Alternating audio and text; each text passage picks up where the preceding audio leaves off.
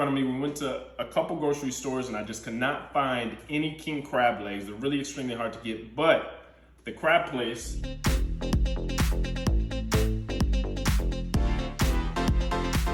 sources the top 10% of crab legs, and look how easy this was to get.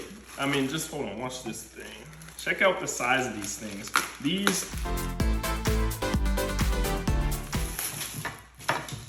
I mean, just look at, now I'm 6'3", 225 pounds, and this thing is dang near the size of my forearm. Oh.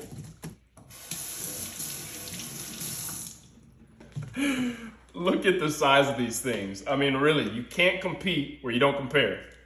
Crazy. Now, the best part, my favorite, time to start cooking.